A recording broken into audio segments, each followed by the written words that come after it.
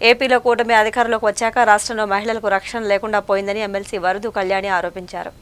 ఏపీలో కూటమి అధికారంలోకి వచ్చాక రాష్ట్రంలో మహిళలకు రక్షణ లేకుండా పోయిందని ఎమ్మెల్సీ వరదు కళ్యాణి ఆరోపించారు. ఈ మేరకు ఆమె విశాఖలో మీడియాతో మాట్లాడుతూ మచ్చుబర్రి ఘటనలో బాలిక మృతదేహాన్ని ఇప్పటివరకు కనిపెట్టకపోవడం దుర్మార్గమని ఆగ్రహం వ్యక్తం చేశారు. రాష్ట్రంలో ఆడపిల్లల తల్లిదండ్రులు ఆందోళన వ్యక్తం చేస్తున్నారని, మహిళలకు రక్షణ కల్పించడంలో కూటమి ప్రభుత్వం విఫలమైందని, ప్రభుత్వ పెద్దలైన చంద్రబాబు, పవన్ కళ్యాణ్ బాధిత కుటుంబాన్ని ఇప్పటివరకు ఎందుకు పరామర్శించలేదని అన్నారు. అలాగే హోంమంత్రి అనితకు సన్మానాలపై ఉన్న శ్రద్ధ బాధిత కుటుంబాలను పరామర్శించడం లేదని అన్నారు. ఇప్పటికైనా కూటమి ప్రభుత్వం బాధితులకు భరోసా కల్పించాలని ఆమె డిమాండ్ చేశారు. ఇంతగా లా అండ్ ఆర్డర్ దెబ్బతినడానికి కారణం అర్థం కావట్లేదు. ఎంత దారుణంగా ప్రభుత్వం ఆడపిల్లలకి రక్షణ ఇవ్వడంలో వైఫల్యం చెందింది మనం అర్థం చేసుకోవచ్చు. అసలు నంద్యాల జిల్లాలో ముచ్చిమర్రిలో అయితే ఇన్ని రోజులు ఇంచుమించు 12 రోజులైనా కూడా ఆ ఆడబిడ్డ మృతదేహాన్ని కనిపెట్టలేకపోయారు అంటే ప్రభుత్వం తాలూకా చేతకానితనం మనకు క్లియర్గా అర్థమవుతూ ఉంది.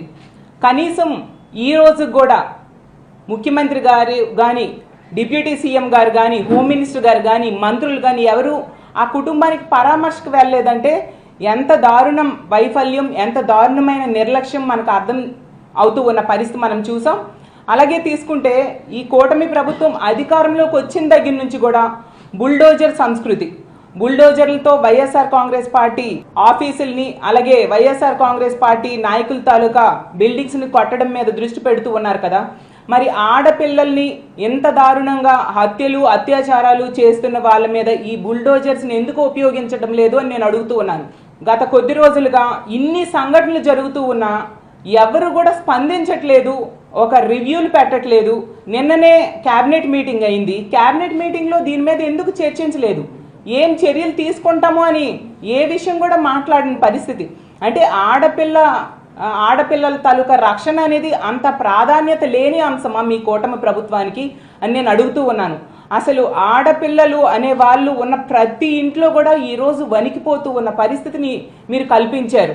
అసలు తీసుకుంటే చంద్రబాబు నాయుడు గారైనా, పవన్ కళ్యాణ్ గారైనా, లోకేష్ గారైనా అంబానీ లాంటి వాళ్ళ ఇళ్లలో పెళ్లిళ్ళకి వెళ్ళారు, తప్పులేదు. అదే విధంగా మన రాష్ట్రంలో ఇన్ని సంఘటనలు జరుగుతున్నాయి కదా, వాళ్ళ కుటుంబాలకి పరామర్శకి వెళ్ళాలనేసి మీకు గుర్తుకు రాలేదా అని నేను అడుగుతూ ఉన్నాను. హోమ్ మినిస్టర్ గారు అయితే ఈ కూటమి ప్రభుత్వం అధికారంలోకి వచ్చిన వెంటనే ఆవిడ చెప్పారు, మా కూటమి ప్రభుత్వం అధికారంలోకి వచ్చింది, ఈ రాష్ట్రంలో ఉన్న ఆడపిల్లలందరూ కూడా ప్రశాంతంగా నిద్రపోవచ్చు అని చెప్పి.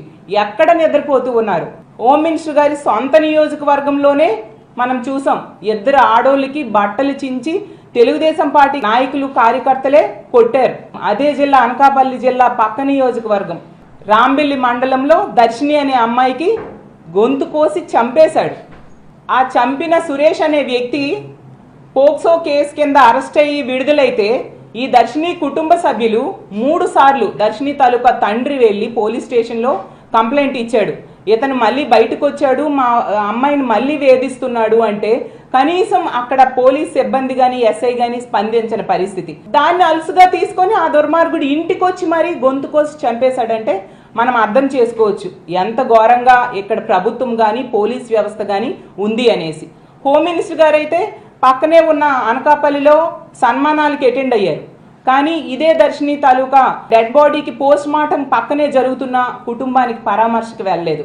అంటే ఎంత నిర్లక్ష్యంగా వీళ్ళందరూ వ్యవహరిస్తూ ఉన్నారో మనం అర్థం చేసుకోవచ్చు. అసలు లా అండ్ ఆర్డర్ ఇంతగా దెబ్బతినడానికి కారణం ఏంటంటే ఈ కూటమి ప్రభుత్వం అధికారంలోకి వచ్చిన దగ్గర నుంచి చూస్తూ ఉన్నాను, వీళ్ళు ఎంతసేపు వైఎస్ఆర్ కాంగ్రెస్ పార్టీ నాయకుల మీద కక్ష సాధింపులు చేద్దాము, వాళ్ళ బిల్డింగ్స్ లాంటివి ఎలా కూలగొడదాము, ఏ విధంగా వాళ్ళ మీద కేసులు పెడదాము, జగన్మోహన్ రెడ్డి గారి మీదో, మాజీ మంత్రుల మీదో, ఎమ్మెల్యేల మీదో ఏ విధంగా కేసులు పెడదామన్న దాని మీద దృష్టి పెట్టారు తప్ప వివక్ష లేకుండా పరిపాలించాలి అనే దాని మీద ఏ కోసైనా దృష్టి పెట్టని పరిస్థితి మనం చూసాం. అలాగే హోమ్ మినిస్టర్ గారు మొన్న మాట్లాడారు, ఆడపిల్లల పట్ల అనుచితంగా ప్రవర్తిస్తే వారికి అదే చివరి రోజు అంట. అసలు ఇన్ని స్టేట్మెంట్స్ ఇస్తున్నారు, గంజాయి మీద ఉక్కు పాదం మోపుతామని కూడా స్టేట్మెంట్స్ ఇచ్చారు. మరి ఇవన్నీ స్టేట్మెంట్సే తప్ప ఇంప్లిమెంటేషన్ ఎక్కడా కనిపించట్లేదు ఏంటి హోమ్ మినిస్టర్ గారు అని నేను అడుగుతూ ఉన్నాను. నిజంగా ఇవన్నీ మీరు చక్కగా ఇంప్లిమెంట్ చేస్తే నెక్స్ట్ డే నుంచి ఇలాంటి దుర్మార్గమైన సంఘటనలు జరగవు కదా. ఇలాంటి సంఘటనలు జరగకుండా ఉండడం కోసమే ఆ రోజు జగన్మోహన్ రెడ్డి గారు దిశ చట్టం, దిశ యాప్ తీసుకురావడం జరిగింది. దిశ యాప్ ద్వారా 1,30,00,000 మంది ఆడవాళ్ళు తమ ఫోన్లో దిశ యాప్ని డౌన్లోడ్ చేసుకోవడం జరిగింది. ఈ కూటమి ప్రభుత్వం అధికారంలోకి వచ్చిన దగ్గర నుంచి చూస్తూ ఉన్నాం, దిశ యాప్ లేదు, దిశ చట్టం లేదు. ఇదే మాట హోమ్ మినిస్టర్ గారు ఎన్నోసార్లు చెప్తూ ఉన్నారు, ఆ పార్టీ నాయకులు చెప్తూ ఉన్నారు. దాంతో ఇలాంటి దుర్మార్గులకి భయం లేకుండా పోయింది. ఇది ఒక ఆయుధం, దిశ అనేది ఒక ఆయుధం.